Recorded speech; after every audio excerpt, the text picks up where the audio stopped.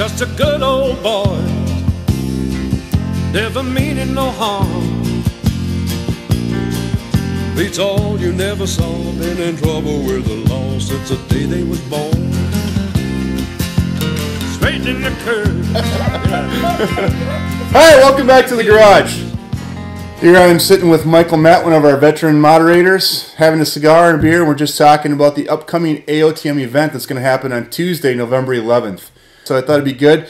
We all get all of our men involved, or informed, I should say, on what the topic is, why we're having this talk on the Crusades, and just talk about our speaker a little bit. Mike, could you tell us about Chris Check? Give us a little bit of background on Chris. I'll be happy to, Kent, but I got to say, first of all, this is a fine, fine cigar. They are. They're very nice. It's one thing about the AOTM. If you ever come out to the event, you're going to have a nice smoke and you're going to have a nice beer. It's often overlooked, but it's true. Little Boulevard beer. It's a little maker brew. Yep. Good stuff. Yes, our brother Christopher Check is a good friend. He's something of a hero of mine, because in a world where revisionist historians seem to be controlling everything and calling all the shots, Chris Check is one of these guys that's just sort of contra, modern nonsense history, and that's what I love about him. Yeah, Christopher Check, I really enjoy listening to all of his talks. He's super energetic. He really knows how to tell his story well.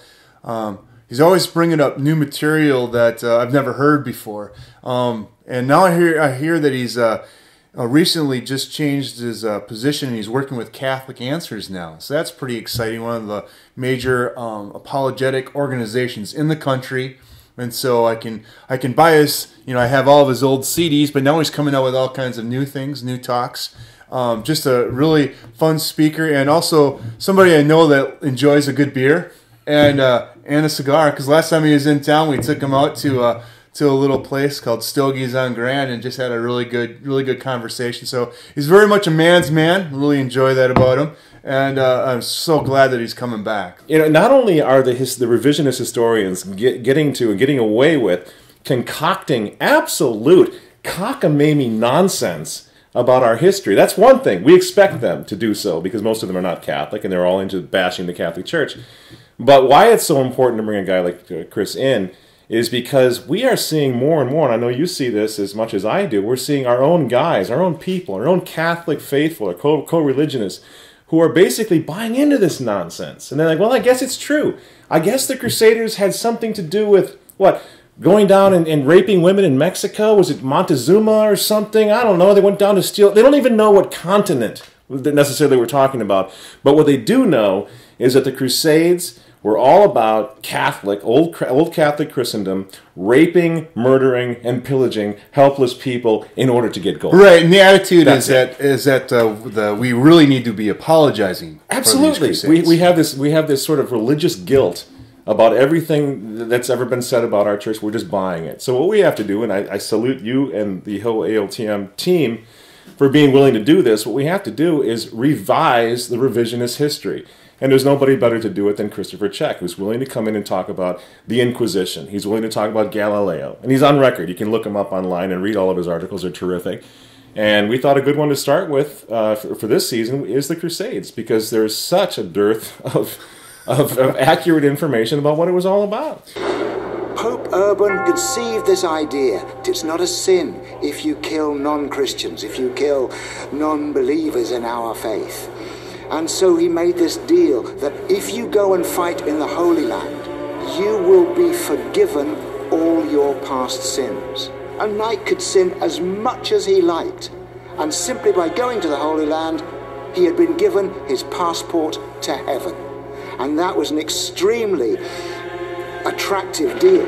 And combined with that, he could win fame, he could win glory, and he could come back with the treasures of the Near East.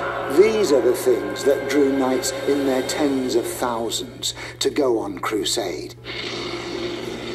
When you think about the brutality of the Crusades, you think about what was done to the people that were there. This flies in the face of what the Christian message is all about. Remember that these guys embrace the same God, many of the same beliefs, the same prophets, and yet the streets ran deep with their blood. It shows the extraordinary power of ideas to take hold of people's minds and drive them to commit acts of great sacrifice and love on the one hand, but also acts of tremendous barbarity and hatred on the other. It's the double-edged sword of religious belief. The bloodletting of the Crusaders spread throughout the Islamic lands. Everybody heard stories about the massacre of unarmed individuals. It created this intense rage amongst Muslims. Wow, does that just raise the hair up on the back of your neck or what? Did you get that? My favorite part, so the knights could kill, rape, or sin in any way they wanted, as long as they went on it. What the blazes is this guy talking about? Well, he's English. He's got to be right, right? Unbelievable. It's got that really good English accent. What do I know? I'm smoking a cigar sitting in my garage. And while he's doing this, there are, what, 10 million people going, That's exactly what it was all about. No, this is what they're getting away with, and obviously we're pushing a massive boulder up the hill to try to do anything about it. It's slickly done, it's beautifully shot, and it's just bald-faced lies. Well, and this is kind of all leads into one of the reasons that we're doing this. I mean, we could just talk about current events and all that all day long, but to really kind of get guys to understand what's going on now, they have to have a firm understanding what their history is. Yeah, that's right. And what's and why, because a lot of these things shape, our current events. I mean, if I remember right, Osama bin Laden was, always referring back to the Crusades and talking about those things and saying, we want. We want repercussions for injustices that were brought September about. 11th is a very historic date for the Muslims, for the Saracens.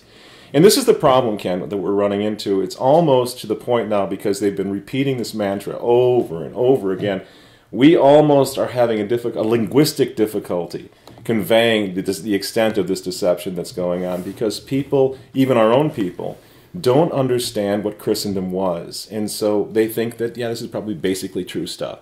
They don't understand what this is the part that to me is most offensive, is this idea that the Christian knight could sin and do whatever he wanted, and that's what he. I mean, this is the Christian knight is almost a part of a professed religious order. He's so committed to this idea of defending Christendom. So when you have the Crusades, for example. You don't have one king who's mad about something, wants to go get gold, or wants to rape somebody in Jerusalem. What you have is Richard the Lionheart. You have in other words, kings from England, kings from France, kings from Germany. Why is that? Because Christendom is an integral whole. And so what they see is genocide. You have 200 or 300 years of essential genocide happening in the Middle East. That's what's going on to the Christian communities there, just like it's going on now. And so these kings in the various crusades, saints like Louis IX, they came together to do something about the fact that the Christian community was being wiped out by these people, by the Saracens. And so what you have now in the clip that we just saw, the attack against the Crusades, is essentially the same attack against Christendom. The first time that we began to see this really violent attack against the Crusades comes from our friend Martin Luther. That's where it starts, with the attack on the indulgences and so forth, the laying the claim that that's what the Crusades were also about, free passes to heaven, selling indulgences, selling this to the Crusaders. And then, of course, the Enlightenment takes it to a new level, this bashing of the Catholic Church. Right. The whole motivation of the Crusades have been hijacked. Mm-hmm. Like you said, like it's been trying to be turned upside down on its head, and that ulterior motives have been given to the Crusaders instead of like, hey, I am actually going there for just reasons and for good reasons. It's all been turned into some like patriarchal imperialism. What was happening then with respect to the Islam, with respect to the Saracens, is the first jihad. Basically, a jihad was going on at that time in Jerusalem, in Egypt, and environs surrounding that area of the Holy Land.